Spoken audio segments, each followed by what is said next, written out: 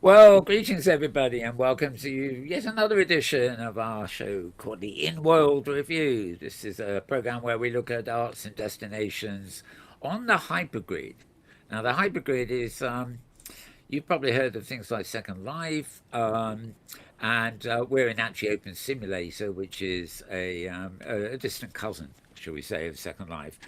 Uses the same viewers, stuff like that. However, all the simulators um, on OpenSim, where the background software, are connected together by something called the hypergrid. So just as you might teleport to a new location if you were in a closed world like Second Life, here you can teleport to any other grid you can imagine, so long as they have the hypergrid system enabled.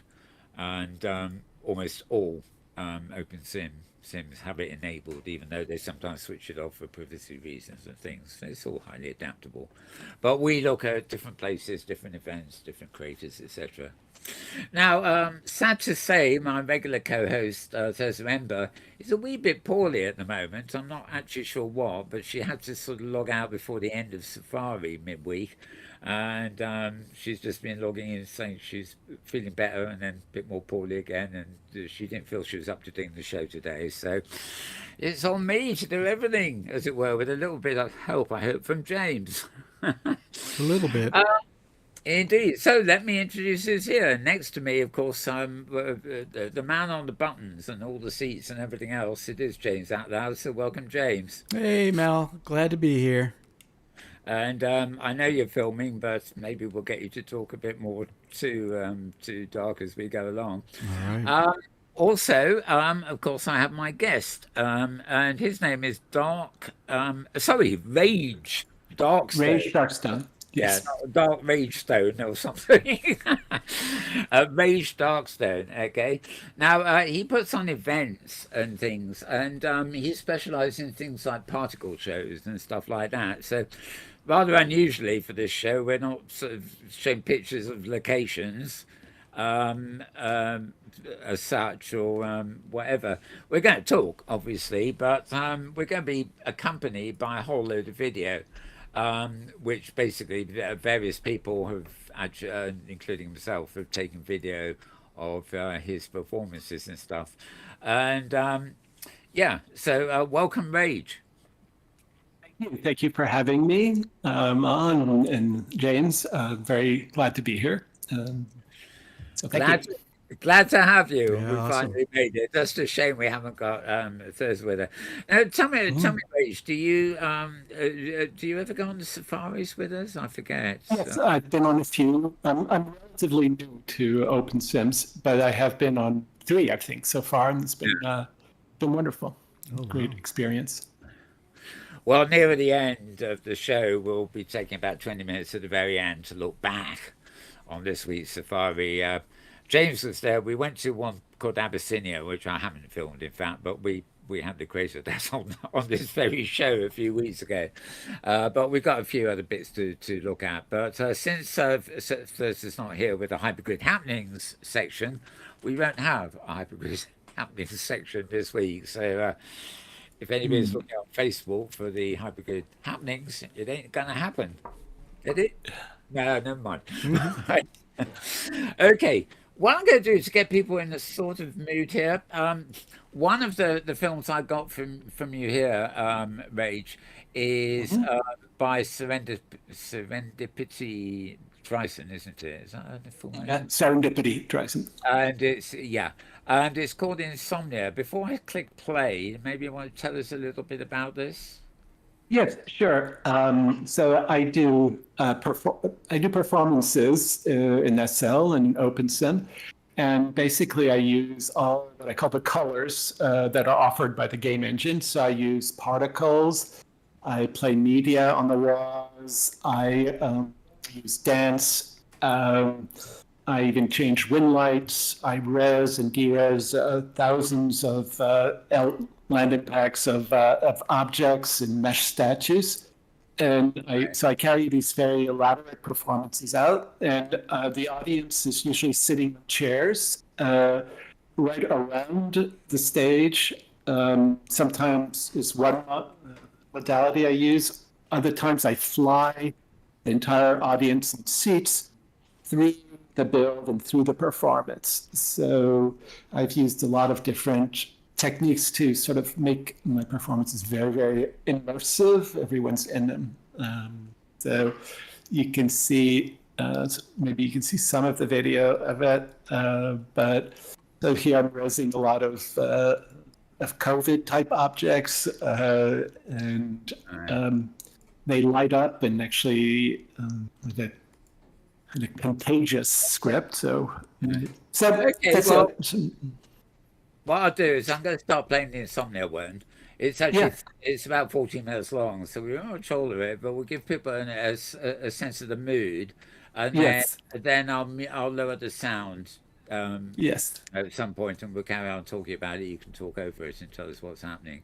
So just to get people into the rhythm of things, so to speak, but I'll start playing the whole thing as a regular video.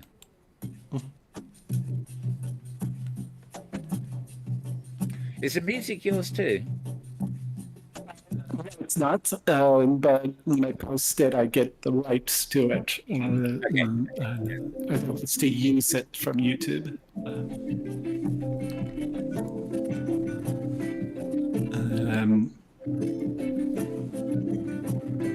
Here I'm kind of a fixed pose, and then you can see objects rising, like that big clock. I'm covering it up with particles, and to make the transition to the next scene. I'm lowering the volume slightly so we can hear you talking over us. Yes. So now we're moving into the next scene, and you can see the whole audience sitting around, and the chairs will move to other locations on the sim at different times. This is while people are sitting on them, is it? So you move, Yes, you move the audience. Yes. Yeah. I'm a big believer, unlike RL, where people have to move to the art, I move them to the art. So you don't have to travel, great idea. don't have to walk. Yeah, it keeps people together. Keeps people together and so on. So there's lag here by avatars.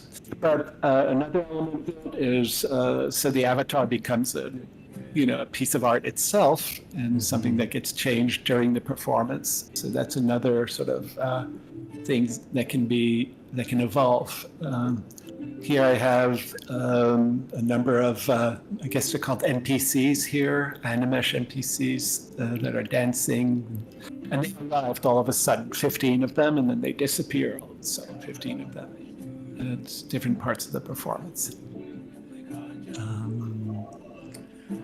Have you ever come across Grace McDonough in Second Life? No, I haven't. I can't say I have. She plays guitar and oh, sorry, not Grace McDonough. Oh God, I've got it. I'm getting confused. A lady. She did. I know her real name. I don't remember her avatar name. But she did a series called Music Immersion, or rather Music Immersion. It must be about 10 years ago or something. But she had a huge tower. She played an album basically. Each track, there was a huge tower with like an auditorium of people in it. There was a different level for each song. So she moved the entire audience up the tower and then played the track and then moved them up the tower for the next one. And of course, the whole environment changed according to the song she was playing. And this ability to actually literally move the audience as well as the performers is wonderful. Yes, no, I figured out about 5 or 6 different ways of moving audiences through a sim, or keeping them in one place and changing the scenery, which is the alternative. But yeah, I've done five sets of 5 levels when people would be moving to different levels. Now, in this performance, video's playing on the, but I think the person didn't know how to set the media setting, or it didn't work for her, I think.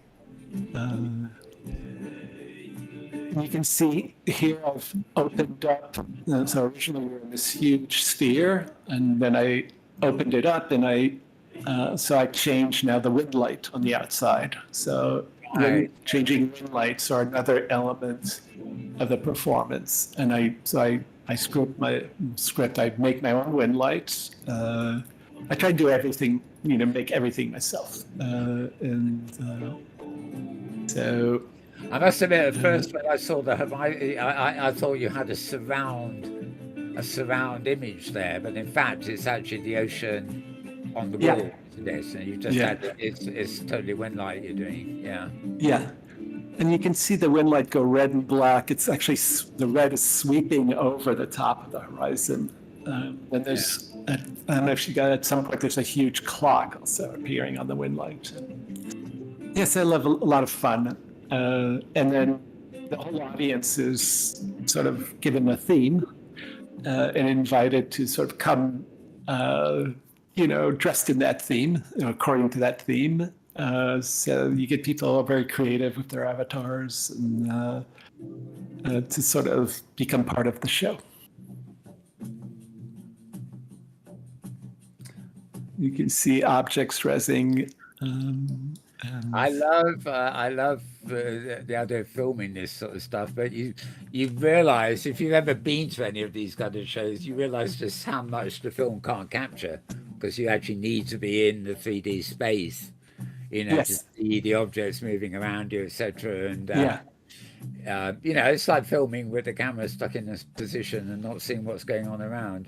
So yeah, well, some people are very good at this videos not panning a lot. But you still see, so these are particles, and it's actually me dancing with particles on them, clock particles. Interesting. And so that's another effect that, actually, I encourage anybody to come to my performance. They're fun, they're a hoot. They last about 45 minutes max.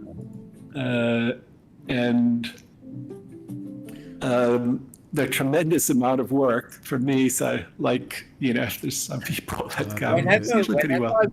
Whenever I try to film anything with particles in it, it starts to become lag hell. I don't know why. It's just particles for me, but it's the graphics card. I've had to become very good at understanding how the inner workings of a computer, so that I don't. So this is my partner, Tara. She's an artist in her own right. Right. She couldn't make it. She was going to come for a while, wasn't she? Yeah. She speaks, doesn't really speak English, so speaks only French. So really great. Great choice of music too. It's a very exotic music, which adds to the whole exotic of the performance. Really. Yes. Usually, there's media playing on the insomnia. Is what the computer recognizes to play the media on. So sometimes I'm dressed in that media, and the media plays on my body. And so another possibility. I didn't use it in this. But it works also in Opensim. So I've done, I think, 2 or 3 performances in the system. That's great. The one we're looking at here was filmed in Second Life, I take it. Yes, but I think you have some clips of the first ones I did in Opensim. Oh yeah. So just identifying which is, the platforms are so similar, you almost have to ask, Well, I'm actually, Go ahead. I'm sorry to interrupt. Yeah. I'm actually doing the first performance now where I'm developing the same performance for SL and Opensim, because everything works across platforms. So I decided I'm going to develop them in a way that I can, I can just export the mesh and export, the music and the video plays through a server, and many of the scripts now I've customized so they'll work in OpenSense. So you basically keep the whole builds offline, as it were, so you can actually upload them into whatever platform you actually do performance in. Yeah.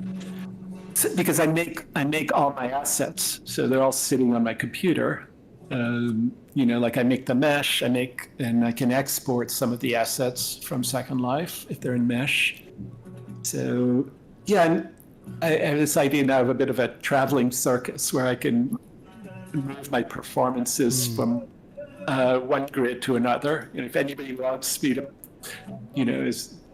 wants me to do one of my performances on their grid, then I just, I use an OAR just to res the infrastructure of the performance, and then I just redeploy same chairs, same scripts, same particles, same media. Dances are a little bit difficult because they're not transferable, but there's a fair amount in OpenSim, and I'm still discovering them. So here I'm flying with a particle. There's a lot more potential for using the NPCs and Animesh in OpenSim, whereas you're limited there in Second Life, aren't you?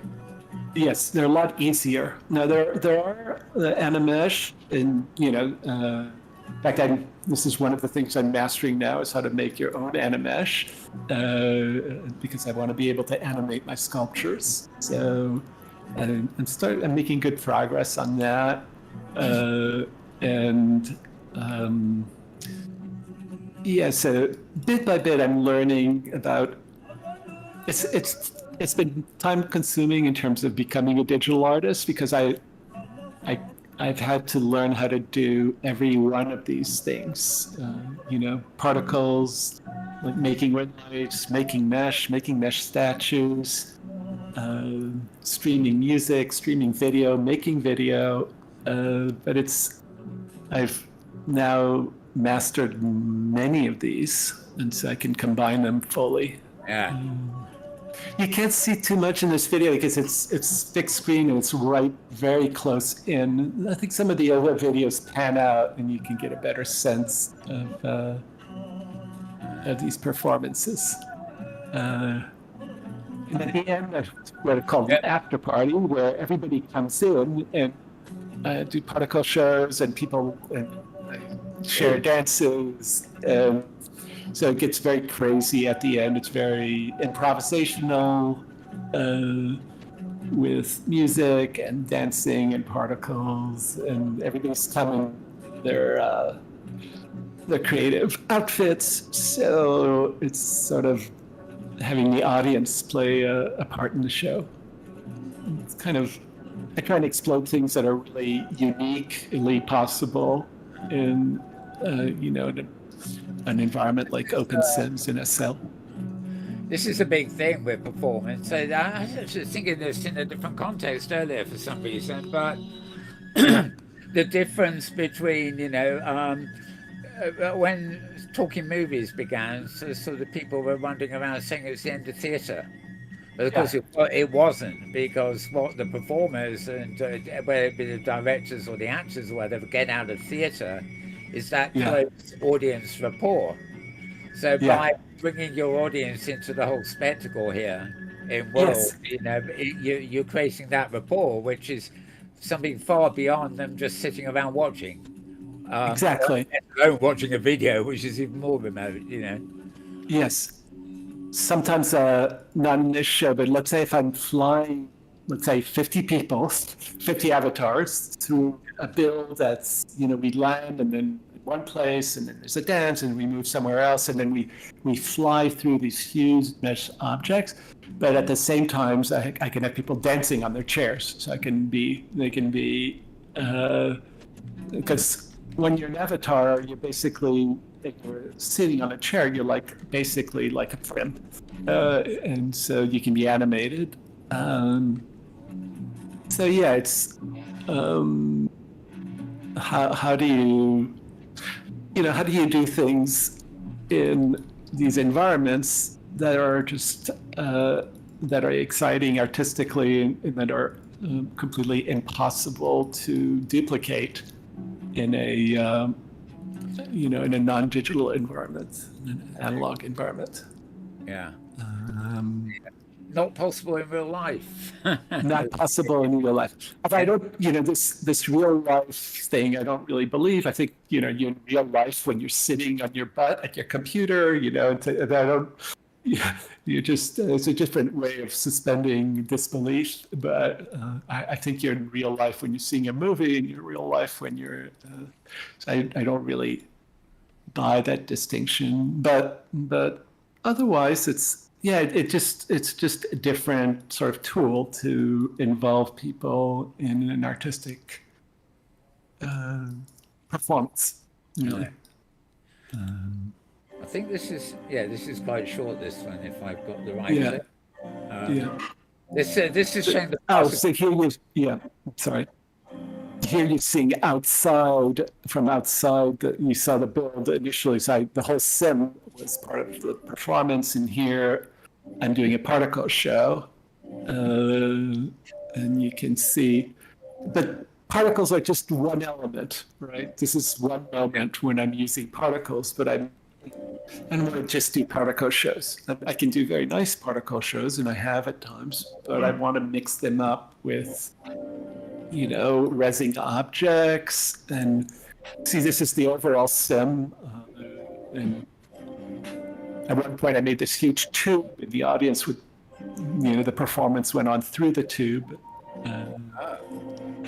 So this is the huge in which the performance is taking place.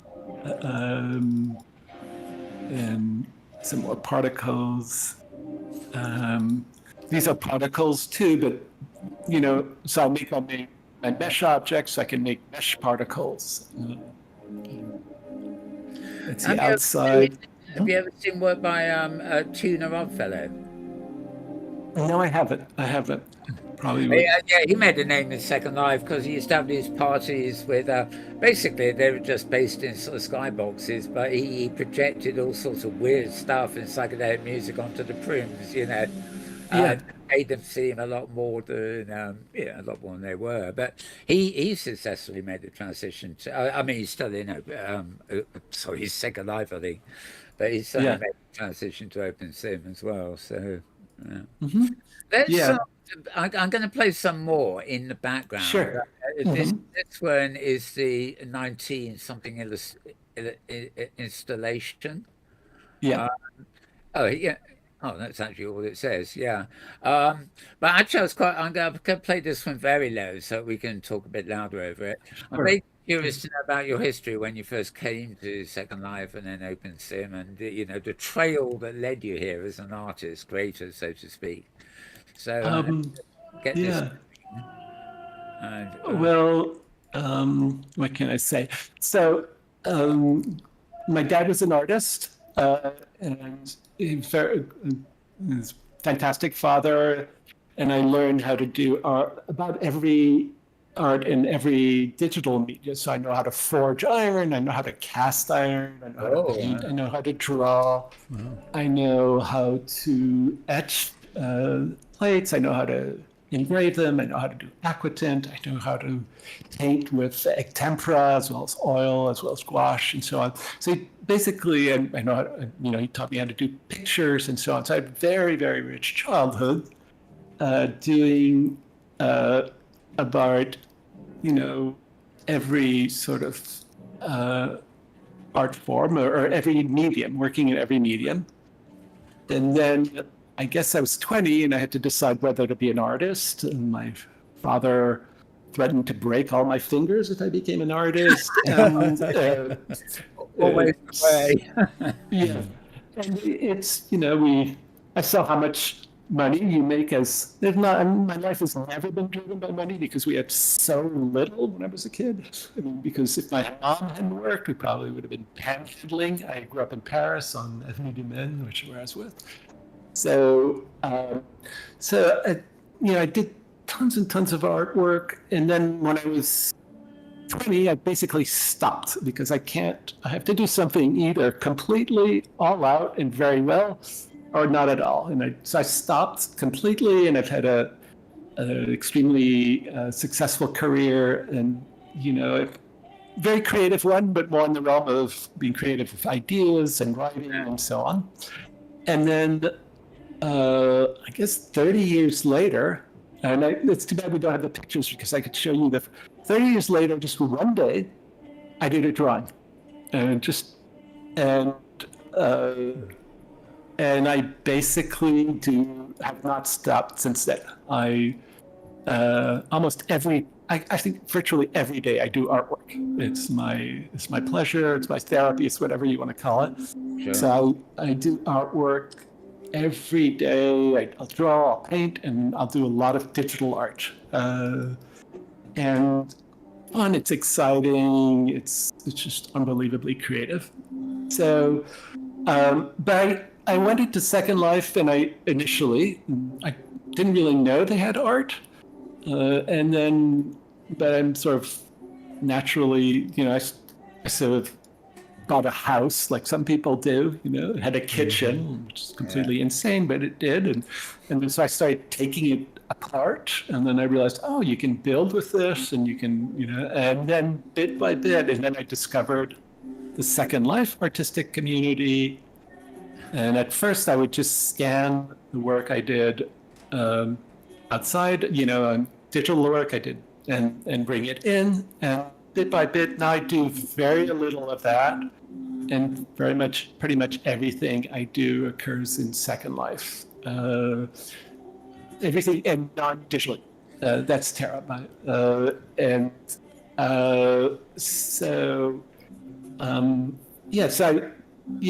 right from the beginning, I decided I don't want to be good at one thing in Second Life. I don't just want to do particles, or just do sculptures, or just do 2D art, or something. I want to do the whole, combine all the things to make sort of crazy new kinds of performances that are not possible outside of it. So I guess that's... It's interesting you said, I'll just interrupt there before you continue that. I had an old friend who was also an artist, by the way, but that's incidental. He used to love motorbikes, and he was forever taking motorbikes apart, but he never seemed to be able to put them together again. But his theory was learning by trying. And I've often found out there's a bit of an artist in me too, not so good with anything these days, but I've always been a great believer in taking things apart, because that way you find out how they're made, and then whether you put them back together again, it's almost immaterial, because you can discover in decomposing how something was composed and learn from that. Yes. Or I think in art, there's really nothing very new. It's been art for a long time, but they're new combinations. So when you take something apart, you have a bunch of pieces. In English, they're sometimes called oddments. And then you can recombine them in all kinds of different ways. So, you take apart a house, and then you can take the parts and you can combine them in a new way. But then you can combine people with them, ideas with them, light, all kinds. So most of my art is very combinatorial. It's combining, an avatar, hair.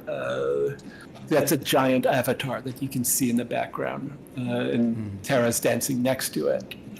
So it's like a 20-meter avatar that's dancing, and you can see video playing. So the possibilities in very immersive worlds like Second Life or Opensim are pretty amazing for me in terms of, and I can usually get sometimes 50 people, sometimes 100 people at the best, sometimes 20 just coming to a show, and that's just gets me. It's exciting. So it pushes me, and that rapport. It's fun. It's a sensible amount to have too, because if you fill up a sim of 40 or 50 avatars and do something like this at the same time, you're kind of almost asking for trouble in terms of you have to work. So if you sit avatars, for instance, then they're counted as prims, so they're much there's a lot less lag. You never have a performance where you stand avatars, because then the computer has to calculate all the collisions these avatars could have, and that creates lag. So there's a lot of things like that that I've learned bit by bit not to use textures that that require high graphic card content. So to the graphical richness, you have to think very carefully of the assets that you use, so that right now you're seeing very complex images playing. So you have to be very mindful of people's graphic cards. Well, presumably what we're looking at here is on a prim. And Yes. the fact it's the same texture repeated is an economical thing too, isn't it? Yes. Because it's only having to cache one image, even though it's displaying a lot more. Exactly. Yeah. But I've learned all kinds of tricks. Like, if you send an invitation to people, a graphical invitation, and it has all the textures in transparents, those textures will load into the computer memory, so they don't have to reload when the people come. So there's just a lot of things that they're kind of lag avoidance techniques, because the game engine or the engine for Second Life and OpenSims are never going to be. It can't be updated really, particularly the graphical aspects. So graphics will always load slowly, and so you have to be very mindful of that. Yeah, it seems to be one step forward, two steps back sometimes. I mean, Linden Lab, for example, in Second Life were promising that things would speed up a lot by using the Amazon Web Services, the cloud, rather than their own servers. But in my experience, it's the other way around, because they load on demand much more than they're not always there. Yeah. If there's nobody around. And also, it may be Amazon's cloud, but it doesn't really seem to serve the world very fast at all. Even though the promise was the opposite. And I've been to Second Life a lot recently, well, not a lot for obvious reasons, because it is so laggy. I think, God, I can't wait to get back to OpenSim,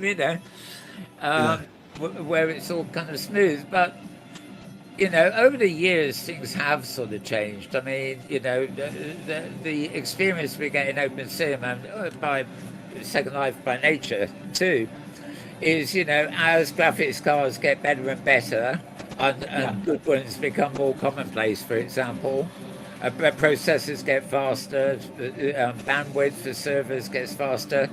Things actually can and still will improve. The only thing a lot of people do notice is things like Unity and the Unreal Engine are now being used to surpass the realism, over and beyond what something like Linden's engine is capable of, let alone OpenSim. I mean, I'm learning Unreal Engine because it's just, but you don't really have a community like Second Life or OpenSim. Yeah. That if you don't want an audience, that's fine. Then you can just. But I find it's very interesting to live in the quote unquote in the same environment as other artists and other people who like art, and I think I need something like that as opposed to just being isolated and some. Yeah, I've seen wonderful offline work done in 3D, but that's just it. It's offline. It's it's good to look at and embrace, but it's not historically, you get you were talking about Paris a minute ago, and sort of you used to get artists living in whole quarters together. Exactly right. Yes. So they weren't known to be artists who work alone. They actually worked. They were getting feedback from each other. And in the days of I've forgotten his name now. Some of our famous English artists actually lived in times of community. Pre-Raphaelites too. They all knew each other and worked with each other, which somehow made any individual work a lot better because it had the input from all their colleagues, contemporaries. Well, I mean, it's interesting you said that. I grew up. My dad did art in Paris. It's called Montparnasse, and it is basically the French government bought out, whole building blocks, and they made courts at the center, and with ateliers, and on the ground floor would be sculptures, and everybody congregated, my father included, at these cafes. Yeah. And at these cafes, you had writers, you had musicians, you had poets, you had graphical artists, you had sculptors, you had philosophers. So once Maurice Merleau-Ponty, which is a very well-known French philosopher, came to my dad's house, to our house, to discuss some of the ideas of composition my father had. So you had this tremendous mixing because artists lived in a common neighborhood, so to speak. And that's kind of, the thing I've tried to reproduce in Second Life and Opensims is that, it's not, you don't have the kinds of contacts, but you do have exactly what you described as people who are interested in different forms of art, and you can get to know them, and you can trade digital assets with them, especially in Opensims, because people are much open about sharing. Yeah. And so you get dialogues and things like that. My constraint on that is time, because it's not my, this not yet I have a real job, outside of the real work of doing art and doing it in Second Life. So I like the time to socialize with other artists, but some of it happens. But I have I'd encourage people, if you're interested, to come to my performances. I also have shows, where I do static art. So, and my sim is an ever-evolving mess of art that people can like visiting sometimes, like huge things I'm building all over the place, and I like showing people around that too. So, it's not so much.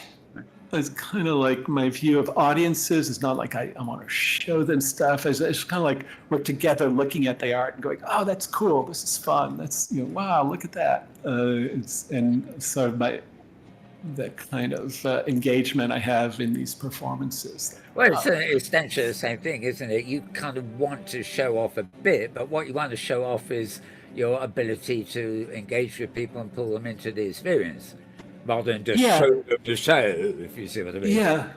Yeah. It's almost like you're there with people, and it's like almost like you're with friends, and you're walking through a museum and looking at paintings, going, "Oh, that's really beautiful. That's really cool," And so the more people can become immersed, involved in it. Avatars are weird. You also, if you bring them to a performance where they land, they kind of congregate and glob into a group and not move. So you either have to bring the art around them and to them, or you have to sit them on things and move them to the art. So there's real avatar psychology, sociology going on. But that's part of what you work with. So it's very, very interesting. And Tom is also an artist, so we tend to not collaborate, but we influence each other, and we share technical tools and things like that, and audiences and so on. So that's fun too. That's wonderful. Yeah.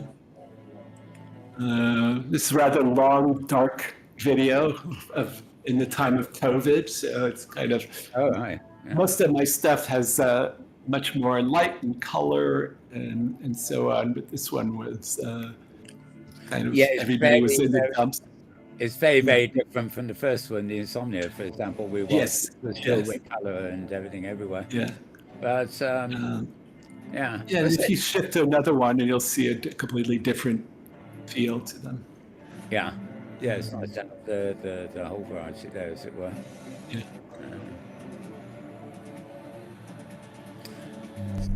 So, Rage, when it comes to a performance, do you tend to, do a lot of the triggers and events and, coordinate things in real time, or do you have like a composer would have a score for plotting out and having some timed events?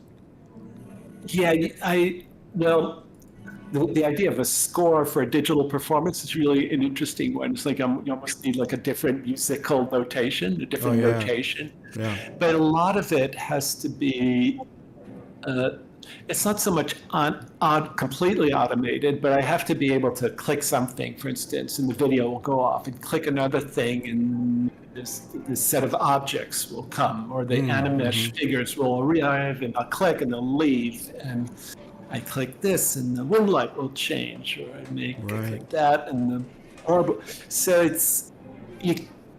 I can improvise in some parts of it, like for particles, I can very easily improvise particle shows. Otherwise, it has to be fairly scripted. Although there's, once it's scripted in the sense that, you have lots of I have like maybe 5-10 HUDs going on the screen, and I'm then clicking things, and they are.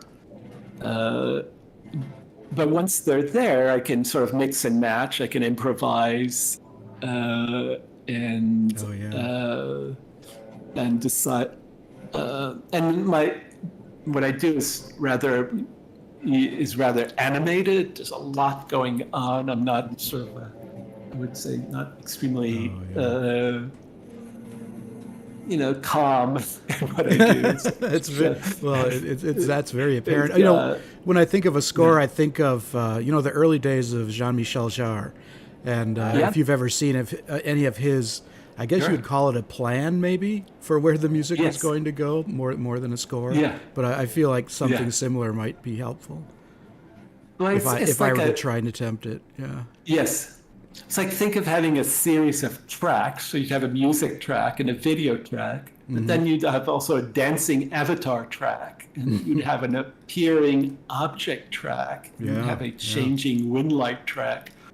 And all of these are sort of superimposed in time, and you have to. So the notation of it is kind of I've evolved a lot. I start very loosely describing scenes of certain objects and everything. But at some point, in fact, I had a day like this today, which is I have to start creating in the sense of free-flowing improvisation and so on, and I have to start programming everything, and getting positions of objects in space, and sequence. If I have 15 animesh or 15 NPCs appear, for instance, then I have to have the dance and so on. I did one show here where I used a lot of NPCs artistically, and they're very cool. The programming language for them is a little counterintuitive, but I'm slowly learning it. Is that the PMod or the PM? I don't know what it's called. There are about 3 or 4 sort of just thinking sets of scripts, and they all have different qualities, and still learning there. You mentioned the notation, and I think the notation would be very unique, indeed. Yes. And I would think any kind of notation would be almost a work of art in itself. Yes. If if you look at the notation of a choreographer, right, and they have a particular kind of notation, and then there's a musical notation, right? And it's just that you have to have like 2 or 3 more other notations going on at the same time. This is another one. So I got enamored with circuses. I was hoping to put that people noticed. I presume they did the sort of the COVID thing at the end there, which was of course. Yeah. So this one was fun because I had a knife thrower. I had an avatar on a rotating, and they were throwing knives and missing, and what else did I have? Clowns. I had drunk people walking in on stage doing clown acts. I had high wire, someone walking a high wire. But what's fun is you can have avatars walking on walls in Second Life, so they can be like walking on the high wire horizontally, and all of a sudden working on it vertically. There's all kind of things that are completely. And so this is one of my alts.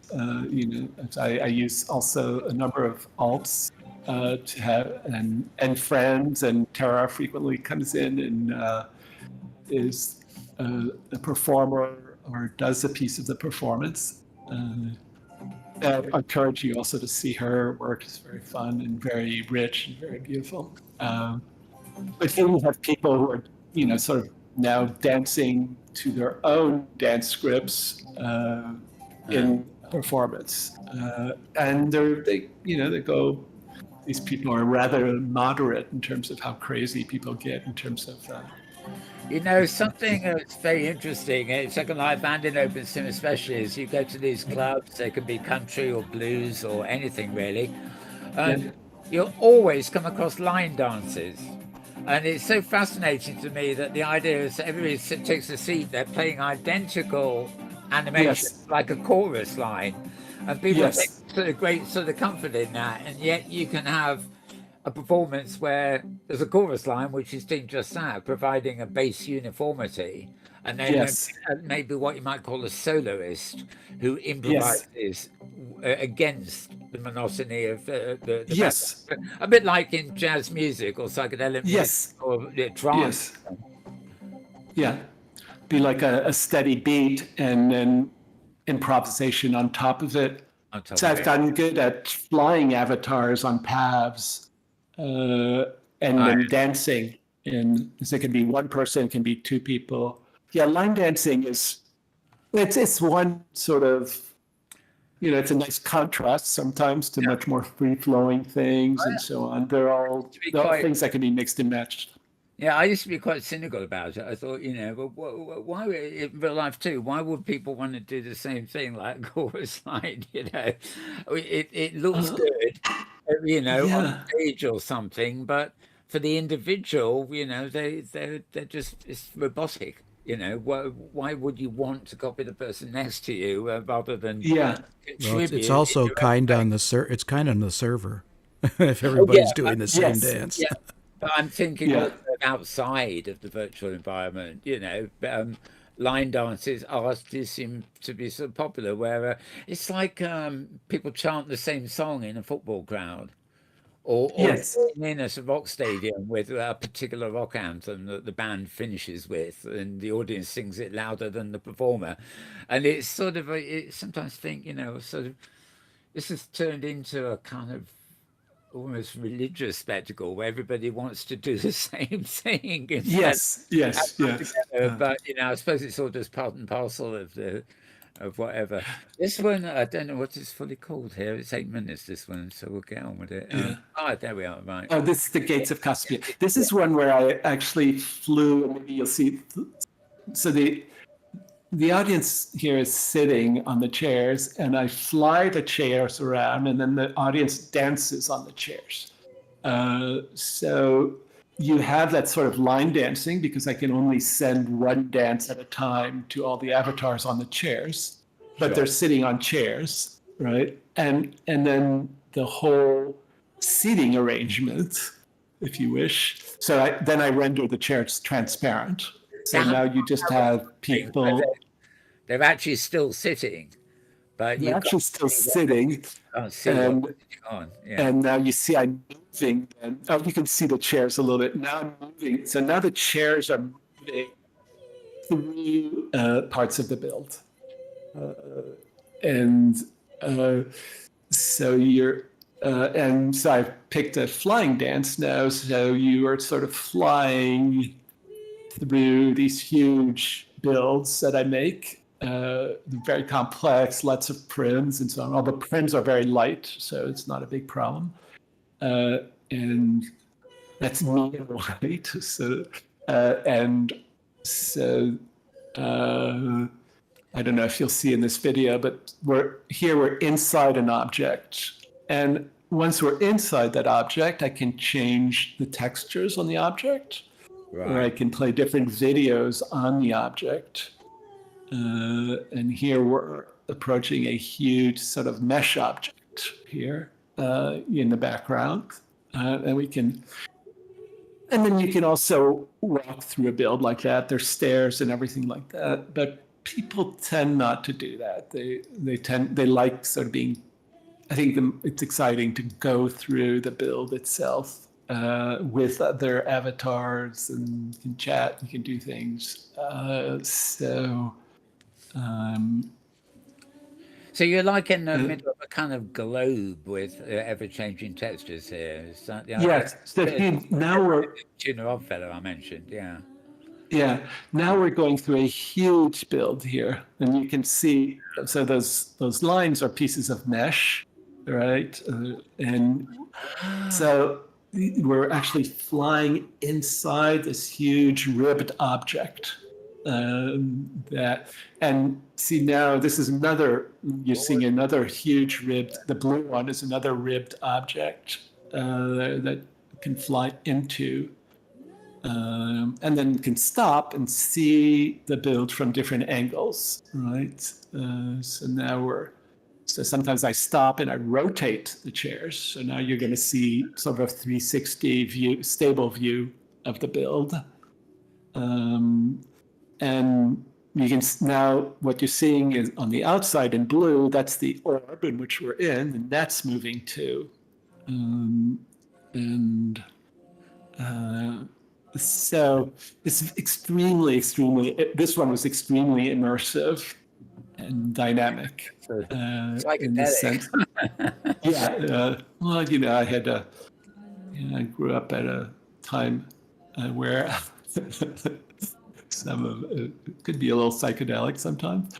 I was kind of, back in the late 60s, early 70s, I used to get clubs and things. And the big thing was what was called multimedia. Now, this was before, we didn't have CD-ROMs, and when they revived the idea of multimedia, but bands would play, they'd have dancers on stage, they'd have liquid light shows projected behind them. Everything would be put together to be an experience, rather than just a performance, So. Yeah. This is like a renaissance of that. Yes. Yeah. It takes a lot of. Here you have, like right now, we're seeing a mix of dancing, outfits of avatars, particles, some media playing. So it's. What was the notation question that James talked about? But there's also learning, like this is a huge mesh object, a round thing. How do you make that thing? Took me a while to figure out.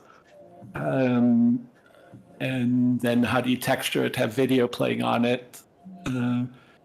So it's taken me, I've done maybe 40 or 50 of these performances.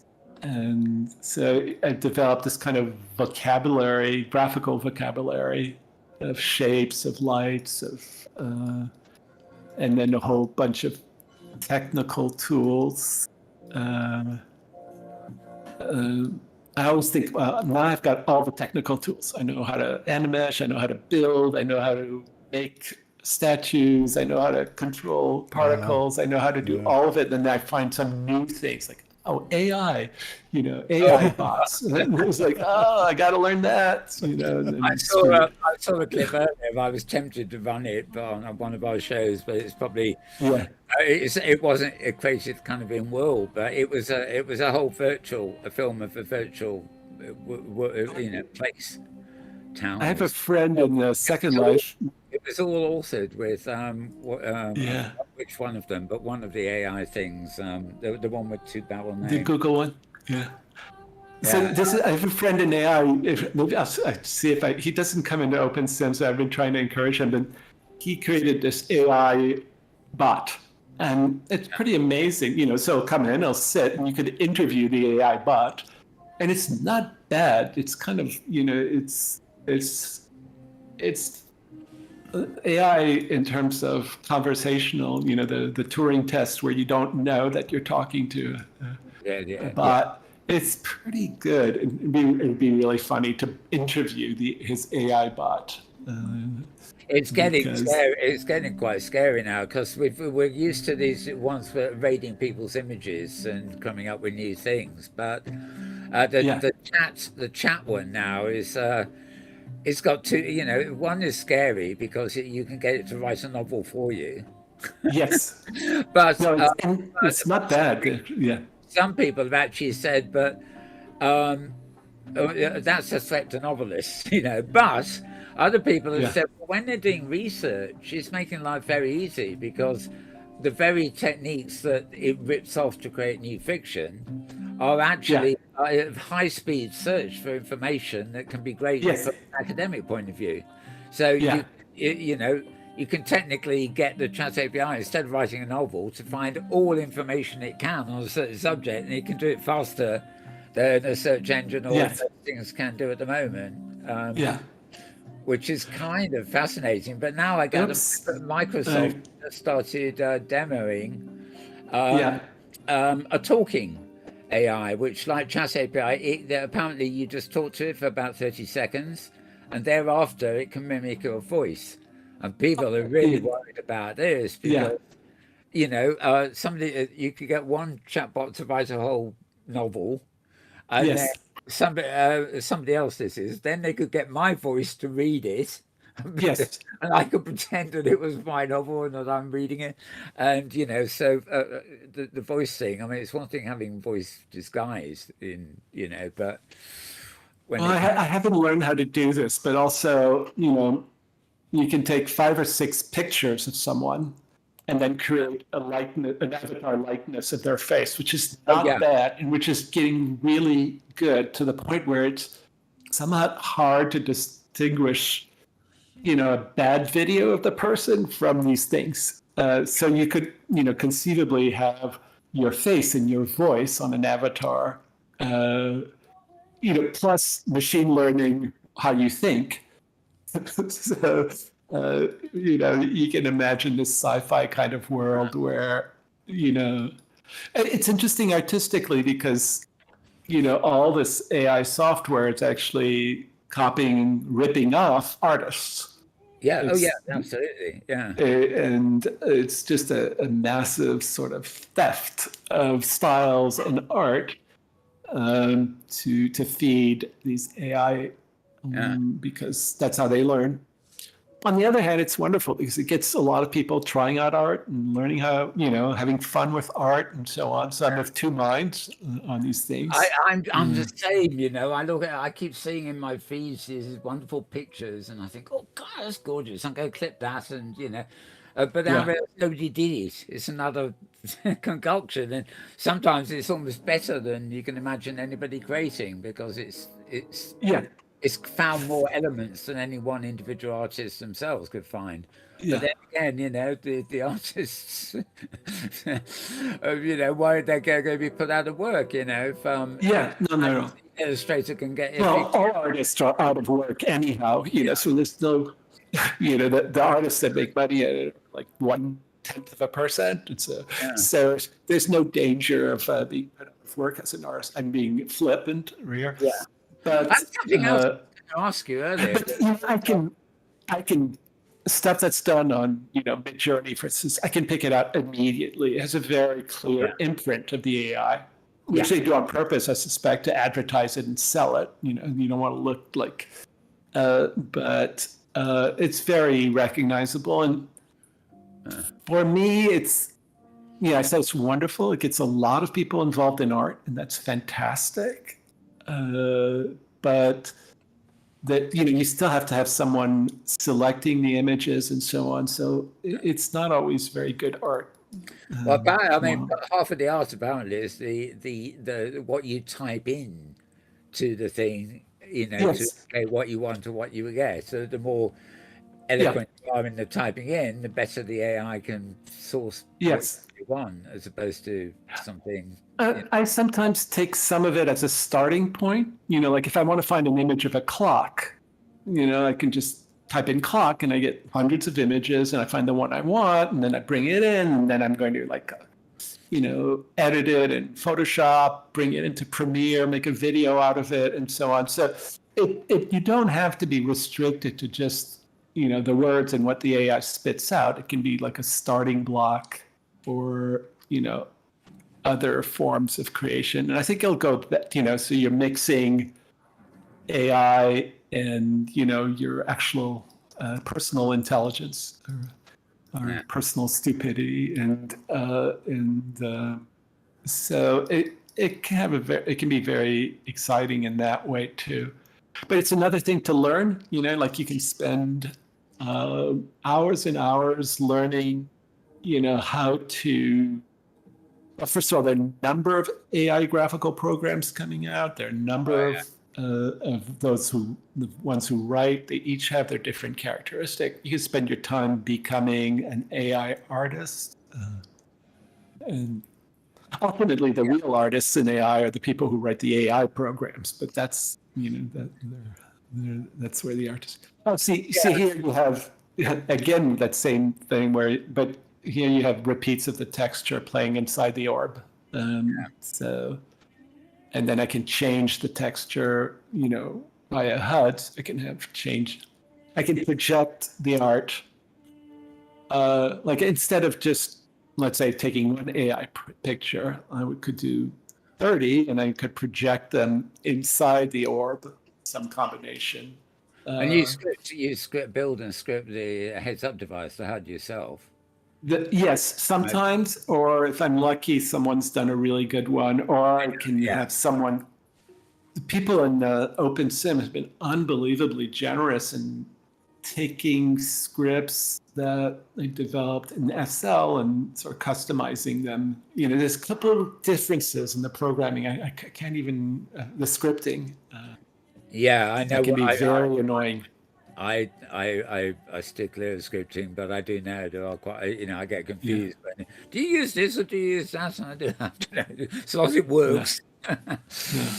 Yeah. Well, I was going to ask you about. Yeah, I mean, obviously, this is a passion, not a hobby, not an income per se. But Second Life, do you have tip jars and things like that? Do people tip you for? It depends what they can afford. Yes, sometimes. I usually am so busy getting the performance together at the last minute that I forget to put the jar out. And jars are also really ugly usually. They are, aren't they? Yeah, it's. So I don't like. I make this beautiful sort of space and thing, by my standards, and then I like this. Either it's beautiful and nobody knows it's a tip jar, or it looks like a tip jar and it's ugly, It's like you go to somebody's concert in Second Life and the whole backdrop of the stage is a blown-up version of their album, and it's sort of click here to order it and everything else. Yeah. Yeah. No, the wonderful thing about not, at this stage, I don't, I don't have to live off my art. So I'm completely free. And I don't really care so much that people will remember the art or buy the art or anything, I just want to do it and enjoy it and have a couple people enjoy it. And that's good enough for me. So I'm fortunate enough not to have to also rely on tips from my art. And so but it's giving, and then it's also maybe taking certain things, which is a real question in this kind of immersive art is, can you use another person's scripts? Can you, if it's lots of stuff, it's copybotted. So, I'm still struggling with that. On the one hand, I want to use it. I want to make art out of it. I want to share the art freely. But on the other hand, I want to respect other people who have, put in their hard work into building an avatar. Yeah, it's very difficult territory, really. I mean, sort of when I started out back in the early 70s, I mean, I was sort of designer, but I was also kind of agent for comic strip artists, you know, and I was good at writing the contracts and working out how they keep their rights and don't get ripped off and all that. But at the same Yeah. time, that creative urge wants to throw away the rule book. Yeah. At the Yeah. same time, and it's you know it's difficult. I mean, for example, if you do photo montage or something, there comes a point where you use so much content Yeah. that nobody can really claim that you ripped off their content to make it because what you made is something profoundly different Sure. out of Sure. those cars. But if you make a Yeah. montage involving 3 copyright images, then somebody can argue, yeah, well, you've nicked that and that and that, and you should be paying royalties because you know Yes. it's staring you in the face, kind of thing. So it's a grey area, you know. Sometimes it's obvious, sometimes it's so subtle you barely Yeah. know it, and whatever. Sometimes I can chase down the person who made, like a dance or Yeah, clothing in Second Life, and I can sort of negotiate with them using it. But that's very hit or miss. It's very time consuming. And I it's you some, know, it's something I yeah, always think in Second Life that it'd be nightmare in Open Sim anyway, but it's something that Linden's should offer more of is some kind of facility because they have that database information at their fingertips, and yeah, you know, and you know they like Philip was very keen on blockchain for a while. He's not anymore, but yeah, it's you know the idea that you know things can be tracked back. I mean, technically, copybot wouldn't matter in OpenSim because yes, there'd be enough information in what was copied to actually record it and trace it back and actually yes, Linden yeah, apps then know, hey, somebody's pirated this. They could then tell the creator that it's been pirated, etc.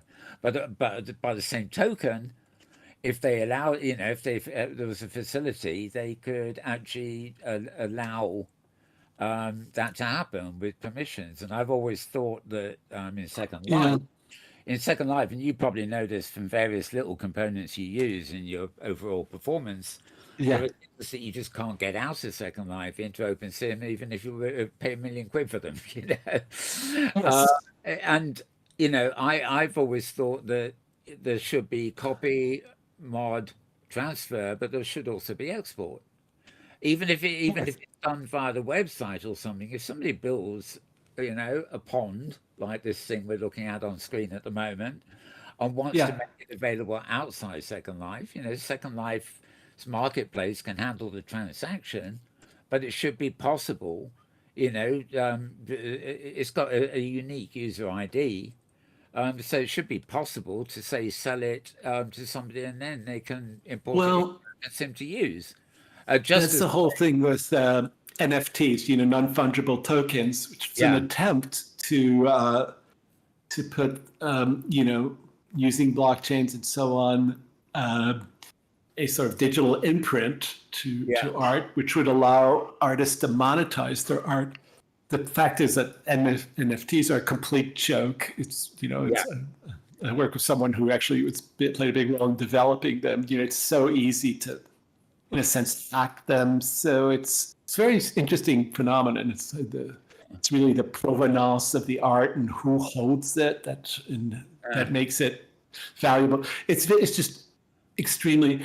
If anybody has done a very good job in allowing artists to monetize their art, it is Second Life, yeah, because you can't, you once you have ownership, ownership is in the creator, and it's fairly hard to copy bot stuff. I think I've never tried, so I think you it, need you know, yeah, there are suspect people who make special versions of the viewer that basically allow you to grab stuff and save it offline and then yes, convert it and bring it online somewhere else.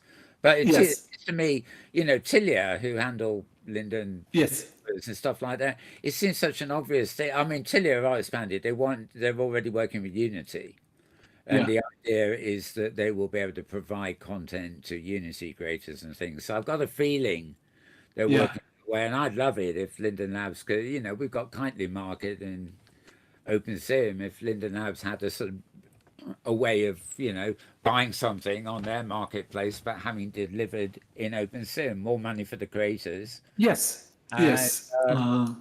in fact, well, Philip Rosedale's son, August, is actually working Yeah. on an exchange system at the moment, which is, can't really describe it. It's like, do you know what UBI is? No. Philip often reckons that a Linden dollar was Yeah. Oh, I see. where everybody got a stipend. Well, paying customers did. Yeah. So everybody had a basic income in Second Life to spend on what they want. It was the stipend, paying Yeah. customers got from Linden Labs, and it triggered economic activity that Linden Lab and the Linden dollar is actually famous for. Yes. So, as an extension of that, using the stipend idea as a basic income, he reckons you can. Oh, it is still going. Sorry, that you could use like like Monopoly money. You could create a virtual Yes. system that is based on trade and barter. And Yeah. It's like a Bitcoin. yeah. Oh no, because it wouldn't be anchored to a currency necessarily. Every community could decide what the value of the currency is, but also whether Yes. it's actually interchangeable with the real world. Because some Yes. people who operate online might prefer to have a currency that could be, you could Yes. sell something in Second Life or OpenSim, and Yes. that monopoly money could actually be then used to buy something, maybe from Amazon or something, which is the real world, but Yes. So it has you have a conversion factor. yeah, But yeah. But the idea being that individual communities could do that, and I don't know. I've been asking around a few people in OpenSea. Yeah. A lot of people say, "Oh, it's great that it is free. There's no money system," but this wouldn't be a money system. It would be just a sort of a necessary unit of Yeah. the currency exchange that people in OpenSea could use. So Yeah. somebody they could they could use these virtual coupons to pay for a performer to appear at their club, right? Yeah. The performer would take those virtual I see what you mean. and then buy themselves some clothes using the same virtual coupons. Yes. The money, there's never any. The UBI system is actually doesn't ever allow anybody to accumulate a lot of money, but it provides Yes. every single body with a medium of exchange. It's beyond me in my knowledge of No, economics. that's an interesting idea. Yeah, The other important aspect of that is that you can't make the value of the currency fluctuate because of supply and demand for the currency. This is what the SL has done is they fixed the value of the Linden in very small bands so people don't treat it like a Bitcoin. Yeah, it's very interesting kind of how do you allocate through something like money. Yeah, I mean, the blockchain for certain things, recording and ledgers and stuff, seems to be a very viable thing. But Bitcoin and the digital currencies seem to be on a hide into nowhere. They're all collapsing. Some people got very rich overnight, and then suddenly, because they didn't actually dispose of the stuff, they went bankrupt almost immediately overnight too, when the currency fails. And also the cost of it, the cost of mining is, that people hijack your home computer overnight while they mine currencies, and the energy use of computers. Yes, they're not eco-friendly. Yeah, exactly. And the whole idea of virtual stuff here, there, and everywhere is to make things eco-friendly. I'm going to move on now, if I may. We'll just absolutely. This fun conversation. I've only got about 5 minutes here, and if James came in here actually. We on Safari in the week. We normally cover this at the end of the show. We normally have a little roundup of where we went. This year, the second stop was a place called Abyssinia, and well, you were there, James. I know, even though Thirza had to back out midway through that one. But of course, we had the guys from that on the show a few weeks ago. So you were you were in Seventh Heaven there, weren't you? The archaeology and everything. Oh yeah, it was quite good. I thought it was. You don't have video of that? I haven't today, no, because we Oh, showed so okay. much on that. We showed so much Yeah. on the other week, and That's, yeah, it was. Yeah, yeah, that, you described things you can't do in reality. And of course, historical recreation is exactly that. We can't go back in time, but in Second Life and Open Simulator, we can. And walking around those reconstructions of society that I know almost nothing about yeah, was just fantastic. I really enjoyed that. yeah, and fairly hassle free. The one I really enjoy is going to Rome, but they make you put a toga on. It's a hassle. You got to go through all the blah blahs to get Put a there. put a put It's a like toga a on your kitty cat. yeah, well, exactly.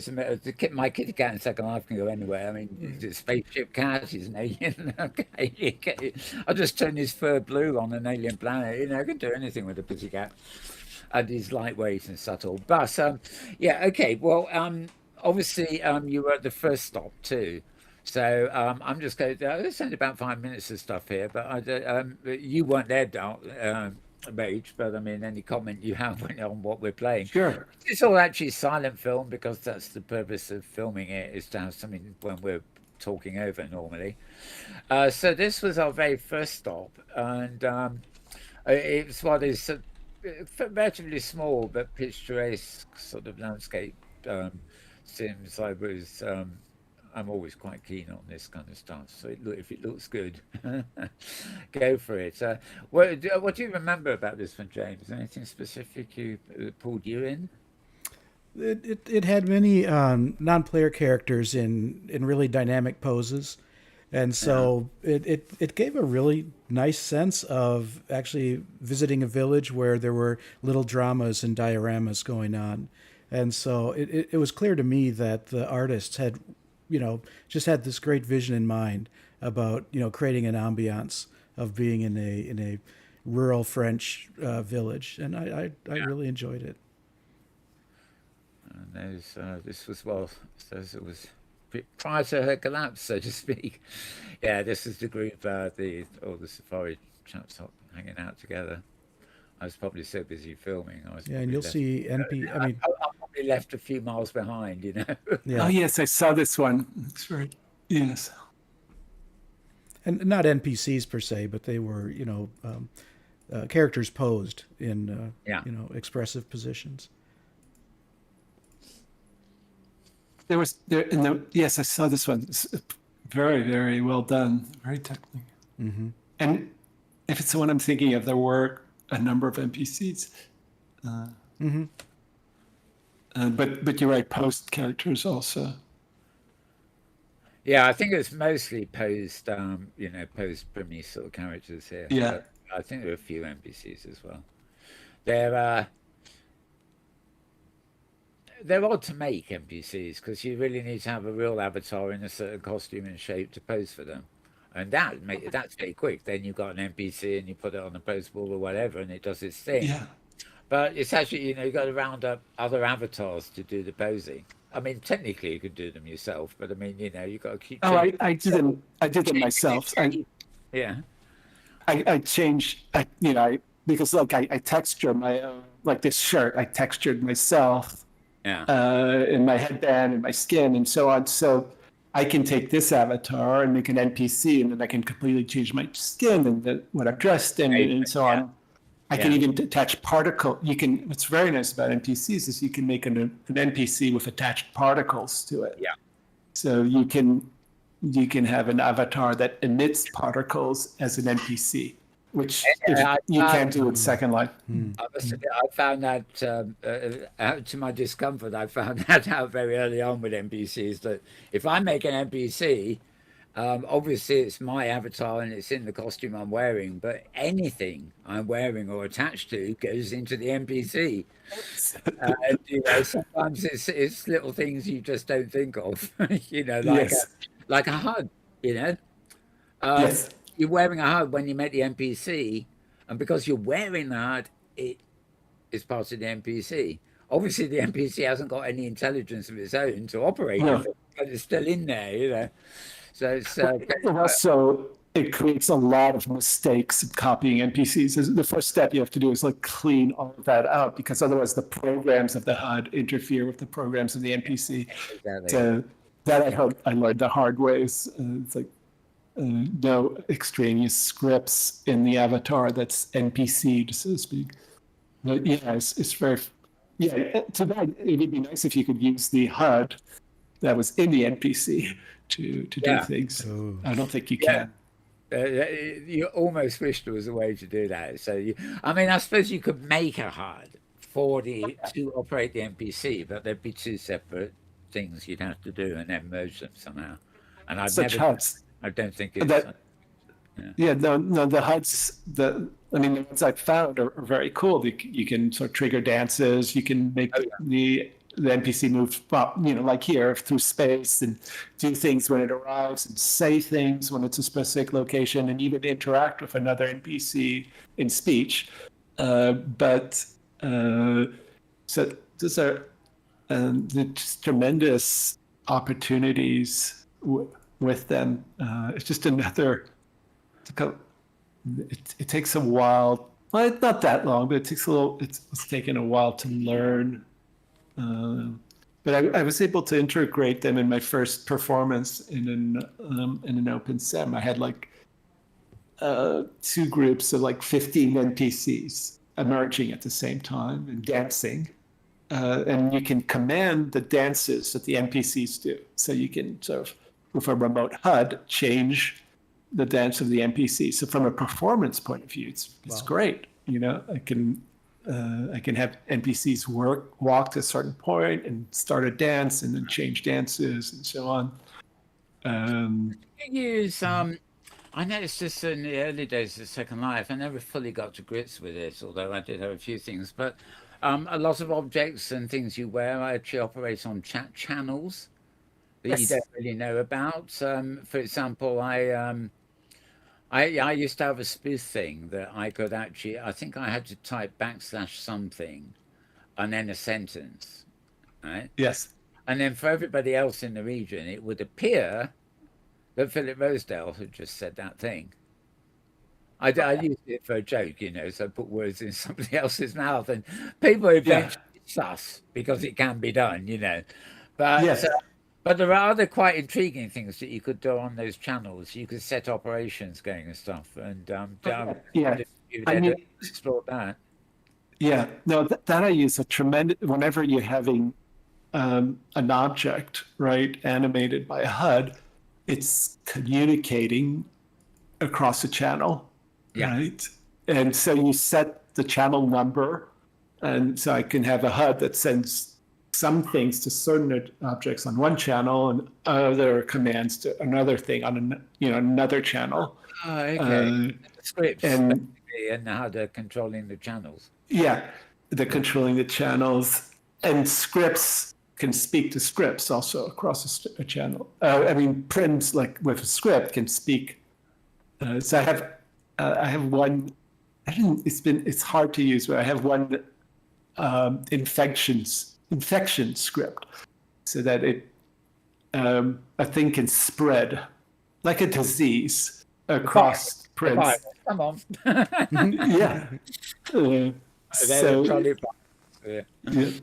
So there you have Prims talking to each other across the channel, saying like, I started to glow, then I'm going to infect you to start to glow. And so they're talking across each other, and then they infect the next Prim. So, and then the channel sends the initial command to the first Prim to activate, which will then become contagious with other Prims. That's it. Those channels are vital in what I do, because I need to communicate with a bunch of different objects to do things. Okay, well, what we watched there was our first trip on safari, and as you can tell, it was the sort of place I like to film, but you run in there, you go on safari, you load up the camera, pan around and stuff, you give it a few minutes to res. The moment you start filming it, and unreses again. So I hate it when I end up with film with all these grey outline buildings on, but hopefully that gave you an impression of a little place in France kind of thing. And I think everybody there enjoyed it, didn't they, James? Yeah, very much. So very good. Now we're actually out of Rage's film, believe it or not. I Unusual. knew I had at Yeah. least an hour there, so at least I also know that we've probably come into a time we should be closing. It's Yeah, I was probably good. about to hit the dark side clocks. So Yeah, okay. We won't forget that this week. It gives people heart attacks if they're not expecting it. So we'll wrap, but I'd like to wrap actually because something you mentioned while we were talking, Rage, was people coming to your gigs. I'll call them gigs, though of course they are a lot more than that. But performances. Yep. you said you've got several different types of things, not just obviously Yeah. those things we've been watching on film here. But is there a good place in Opensim particularly, but also Second Life, I guess, where people can find you, get hold of you, or is it just to remember your name, message you? So I've been struggling a little bit in figuring out how to advertise performances in Open Sims. So Right. it's a little balkanized, and so it's somehow but and the grids sometimes don't communicate a lot. So I think you provide a vehicle to advertise Yeah, stuff, and then some if you look, websites, the OS if you Grid look website.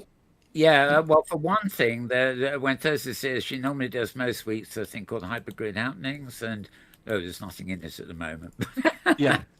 But basically, if prior to Sunday we get a poster advertising something during the week, like Yes. Fred Blogs is playing at Blah Blah's Blues Yeah. on Great Canada Grid, and a nice graphic to go with it, obviously. Then we can show it, and Thirza voices over and promotes it. We basically have 5 to 10 minutes at the beginning of every show Yeah.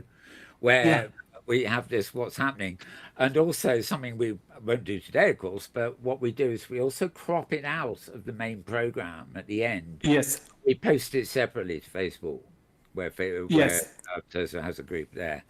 The best way, I'd like to avail myself of that. That'd be great. The best way, actually, now that I think about to find out about performances, is to friend me on Facebook. I'm Rage Darkstone on Facebook, Right. and I advertise all my shows there. And so if you friend me, Yeah. On um, that, I would add you're now in the Hypergrid Creators server at yeah, this. You can paste posters and anything else like that yeah, into the events channel, and which is particularly useful if you don't have a grid of your own, because obviously a lot of grids have their own Discord channels, but they still yeah, go into ours. But as you see, there's a lot of people in that Discord, so there's yeah. not a lot of active chat, but there's a lot of people seeing the stuff that's passing through.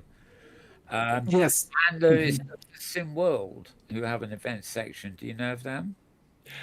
I It, uh, it's my head is full and says that there's so many different things, but I think I have them. When I need to sit down, maybe we can have an offline conversation where you just like, just give me 10 minutes where you tell me like, you should advertise, here, there, and everywhere. it's like that. It's just like make people aware of what you're doing here, and there. I've gotten better at doing that in Second Life. But I'd like to do it in Open Sims. Keeping for as far as the Inworld side is concerned, keeping Thirza, having her on your friends list and keeping her apprised Yes. of everything you're doing. She does a Yes. wonderful job of promotion.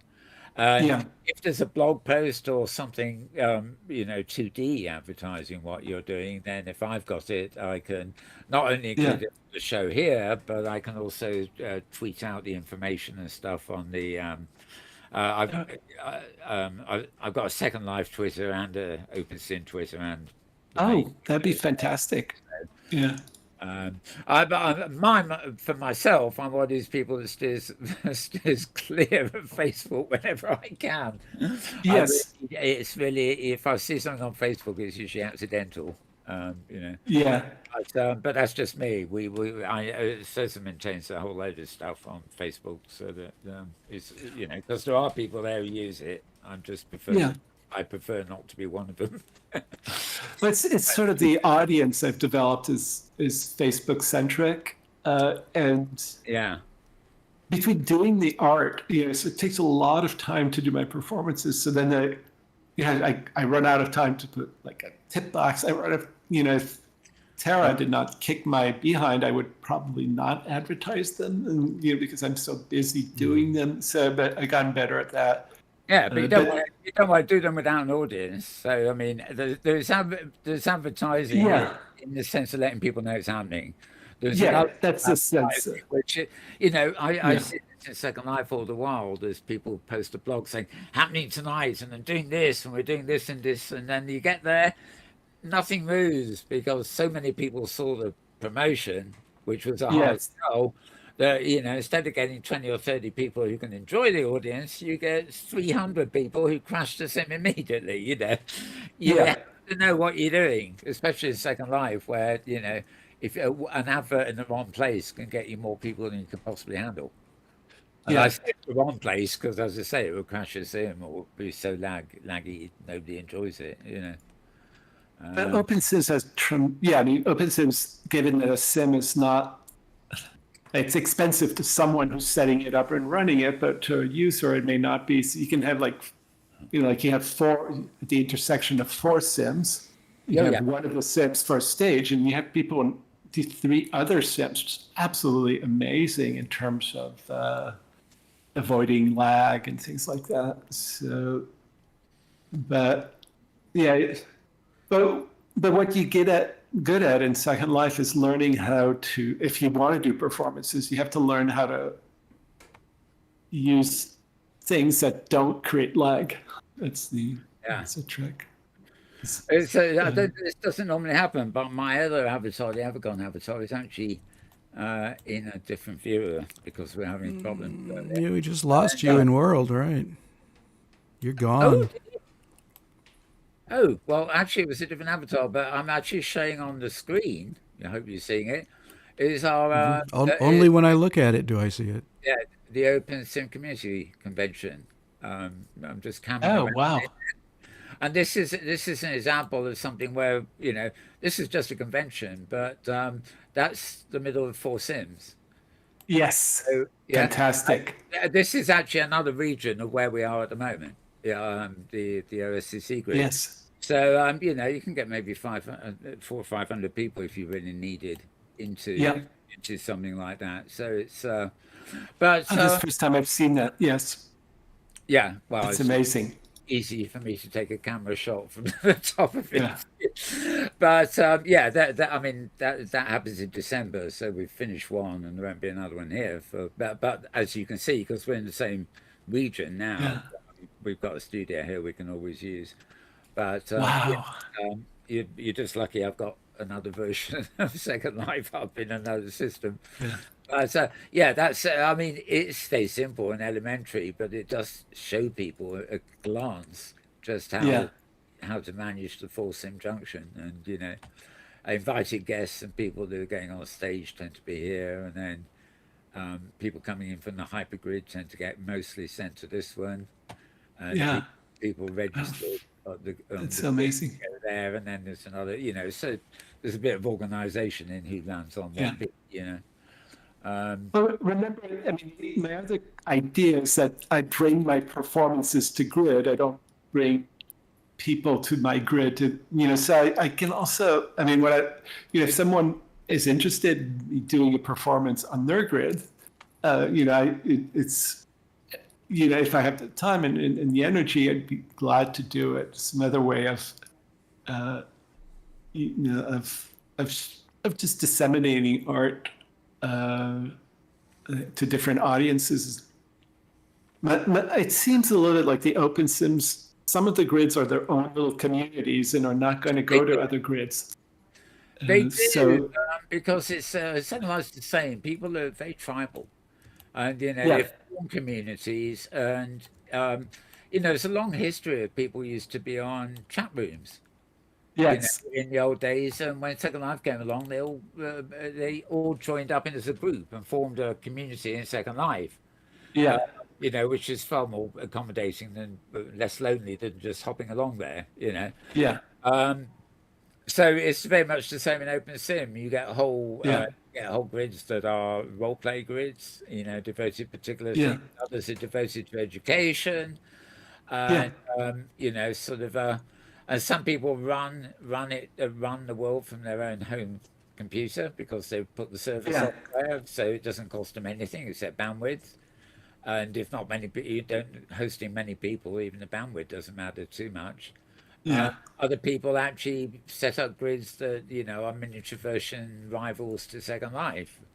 And there's even a few that are in OpenSim that aren't on the hypergrid because they like to be on. They don't want foreigners coming in and out. Yeah. No, I'm. As soon as I have like 3 days of free time, I'm going to set up my own grid. It's not that hard.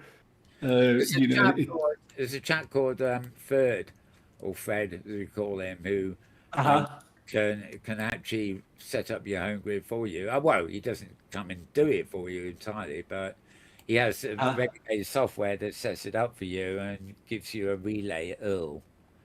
So wow. You go to, I don't know, login Outworlds, sort of Darkstoneville.